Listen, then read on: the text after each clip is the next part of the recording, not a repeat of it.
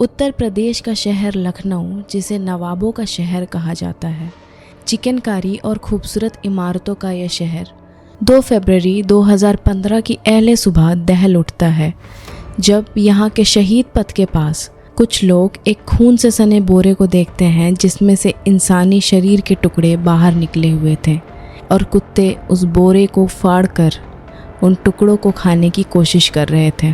वहाँ मौजूद लोग उन कुत्तों को भगाते हैं और तुरंत ही पुलिस कंट्रोल रूम कॉल कर इस बात की जानकारी देते हैं। And with this tip police तुरंत ही शहीद पथ के उस इलाके में पहुंचकर वहां की तलाशी लेती है। एंड टू देयर सरप्राइज उस एग्जैक्ट स्पॉट के आसपास लगभग 300 मीटर के इलाके में 2 और बोरे मिलते हैं, जिनमें बाकी बॉडी पार्ट्स थे।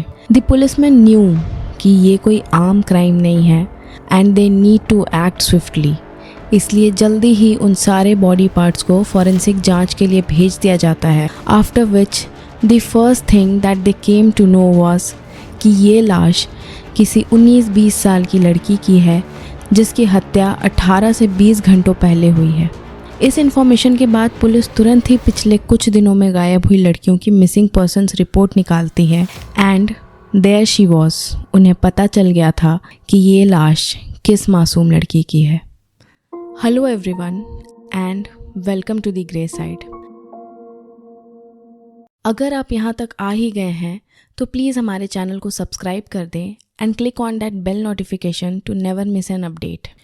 तो आज हम जिस केस के बारे में डिस्कस करने वाले हैं, इसे 2015 का श्रद्धा वॉकर केस भी कहा जा सकता है। Though we should not compare it, yet the brutality of this case is insane. और जिस हाल में विक्टिम की लाश मिली थी, उससे लखनऊ के लोगों और पुलिस डिपार्टमेंट की नींदें उड़ गई थी, क्योंकि क्राइम्स तो हमेशा ही होते थे, पर किसी 19-20 साल की लड़की की इतनी बेदर्दी से हत्या कर देना वॉज बियॉन्ड एनीवन्स इमेजिनेशन।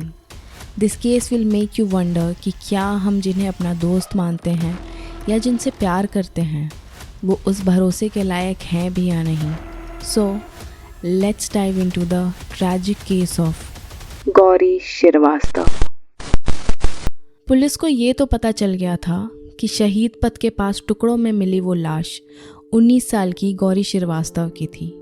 पर अब सबसे बड़ा सवाल ये था कि आखिर गौरी कौन थी और किसी ने इतनी नफरत और गुस्से से उसके साथ ये बर्बरता क्यों की। And to find the answers police contacted the family of Gauri Srivastava.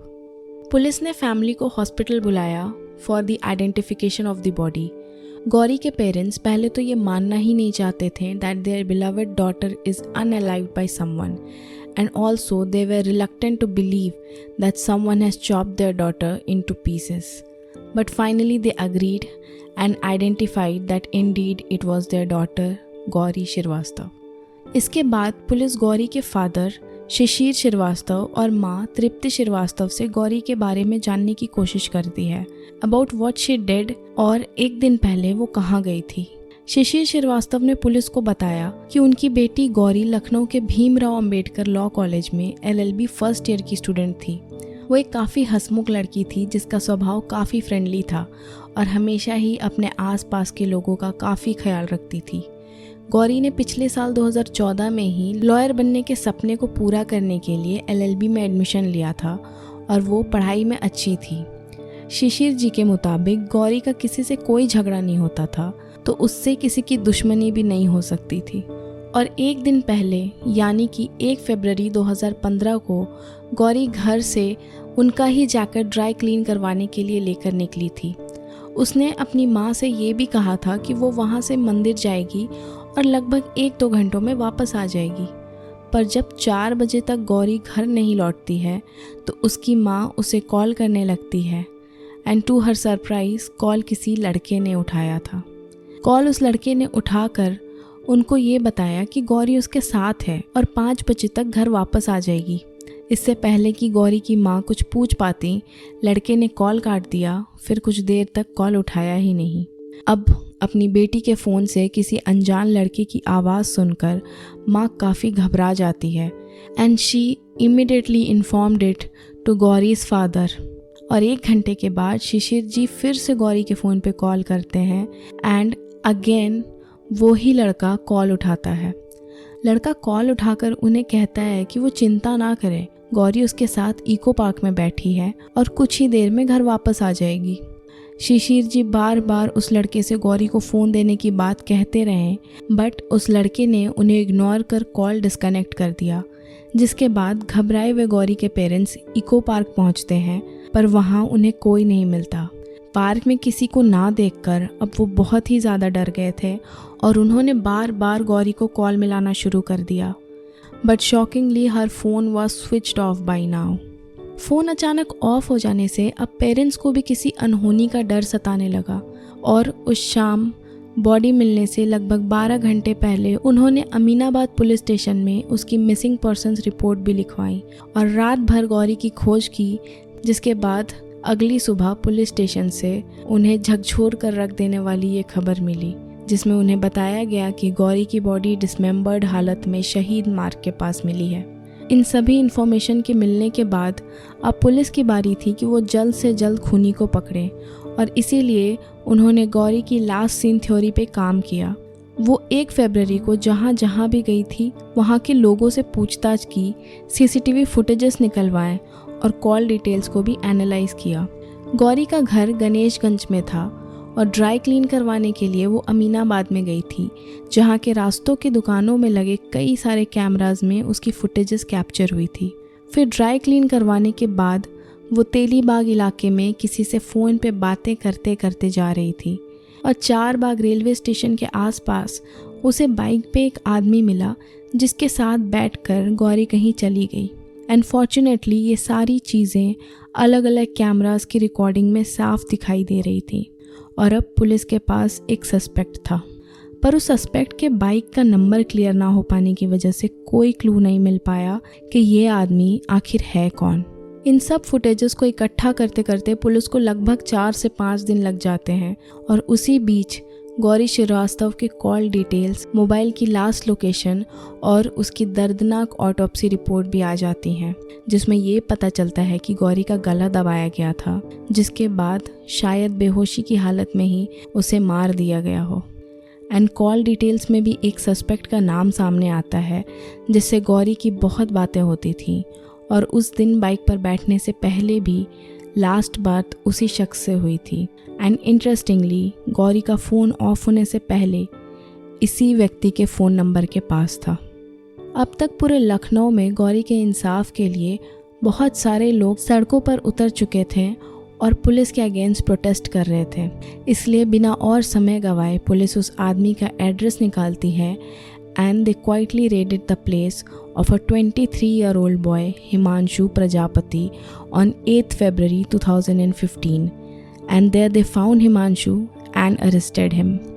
Arrest करने के बाद हिमांशु को पुलिस स्टेशन लाया जाता है और कई घंटों के स्ट्रिक्ट पूछताछ के बाद finally this boy broke down and gave the confession to the police. उसने जो पुलिस को बताया उसे सुनकर आप में से कई लोगों का प्यार पर से भरोसा उठ जाएगा और आपको इस अपराध का कारण सुनकर बहुत ही ताज्जुब होगा कि आखिर ऐसी बात पे कोई इतनी भयानक दरिंदगी कैसे कर सकता है। जी हाँ, हिमांशु प्रजापति ने खून करने का जो तरीका बयां किया उसे सुनकर खुद शैतान भी शर्मा जाए। And the double standards that this man had says a lot about how delusional this creature was. Himanshu Prajapati police को बताता है कि उसकी और गौरी की बातचीत लगभग 2 साल पहले फेसबुक पे स्टार्ट हुई थी और दोनों 18 महीनों से रिलेशनशिप में थे। उनकी बातें अक्सर ही व्हाट्सएप और बाकी सोशल मीडिया प्लेटफॉर्म्स पे होती थी और कभी कभी दोनों की मुलाकातें भी हो जाती थी। पर पिछले कुछ महीनों से गौरी फ़ोन पर अलग अलग लड़कों से बातें करती थी और being an overly possessive boyfriend he didn't like it, जिसकी वजह से दोनों के बीच काफ़ी झगड़े भी होने लगे थे। 1 फरवरी के दिन हिमांशु और गौरी का मिलने का प्लान था। उन लोगों ने साथ टाइम स्पेंड करने का सोचा था, इसीलिए गौरी उसकी बाइक पर बैठकर उसके साथ तेलीबाग में उसके घर जाती है, जहां पहुंचने तक गौरी लगातार अपने फ़ोन पे लगी हुई थी और ये देखकर हिमांशु फिर से गौरी को और लड़कों से बात करने के लिए टोकता है, जिससे दोनों के बीच ज़ोरदार झगड़ा होने लगता है। And in the fit of extreme rage Himanshu Gauri का गला दबा देता है, जिससे वो बेहोश हो जाती है। गौरी के बेहोश होने के बाद हिमांशु अपने दोस्त अनुज को कॉल करता है और उससे एक आरी और एक बोरी लाने को कहता है, जिसके बाद हिमांशु जैसे राक्षस ने ये बिना जाने कि गौरी सच में ज़िंदा है या नहीं उसे काटना शुरू कर दिया।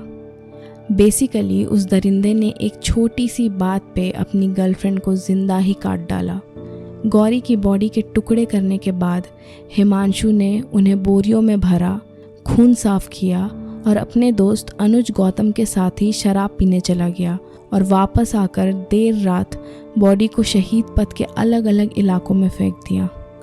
After this savage confession, Himanshu and his friend Anuj were sent to judicial custody and ironically, police जब इस हिमांशु प्रजापति का फ़ोन चेक करती है तो ये पाती है कि ये घटिया आदमी जिसने ये बोलकर अपने गर्लफ्रेंड की इतनी बेदर्दी से जान ले ली कि वो और लड़कों से बात करती थी, वो खुद ही कई सारी लड़कियों से बातें करता था and he also use to send them lustful messages.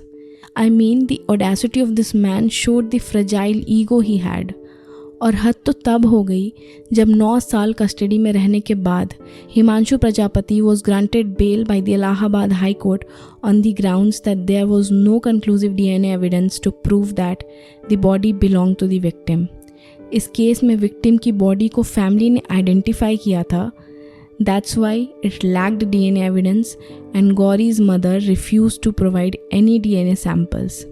ये केस एक यूनिक पॉइंट पर आकर रुका है और कोर्ट्स में अभी भी प्रोसीडिंग्स चल रही हैं and Himanshu Prajapati is out on bail as of 2024 और साथ ही उसके दोस्त अनुज के अगेंस्ट भी ऐसे कोई एविडेंसेस नहीं मिले जिससे उसका डायरेक्ट इन्वॉल्वमेंट प्रूव हो सके, इसलिए उसे भी रिलीज़ कर दिया गया। पर अंत में ये केस हमें ये सिखाता है कि जब किसी इंसान की ऑब्सेशन और कंट्रोलिंग बिहेवियर हमें प्यार के रूप में परोसा जाए तो वक्त रहते उस टॉक्सिक बिहेवियर को समझकर सही दूरियां बना लेनी चाहिए, क्योंकि ना जाने रोज़ कितने लड़के लड़कियां प्यार के नाम पर घुट घुट कर जीते हैं और गौरी की तरह ही कईयों को अपनी जान भी गंवानी पड़ती हैं। And we should also never forget that Gauri हमारी और आपकी तरह ही एक मामूली टीनेज लड़की थी जिसे ज़िंदगी जीने का, गलतियां करने का, उन्हीं गलतियों से सीख आगे बढ़ने का और अपने लॉयर बनने के सपने को पूरा करने का अधिकार था। पर उसने अपनी ज़िंदगी के साथ एक दरिंदे पर भरोसा कर लिया who took away the life of a beautiful young girl and a loving and caring daughter जो अपने माँ बाप के बुढ़ापे का सहारा बनती। So that's it for today's case। और अगर आपको हमारा ये वीडियो पसंद आया हो तो प्लीज़ इस वीडियो को लाइक कर दें, चैनल को सब्सक्राइब कर दें और इस केस के बारे में आप क्या सोचते हैं, अपने व्यूज़ और ओपिनियंस हमें कमेंट सेक्शन में ज़रूर बताएं। तो मिलते हैं अगले केस के साथ, तब तक के लिए अलविदा और वीडियो यहाँ तक पूरा देखने के लिए धन्यवाद।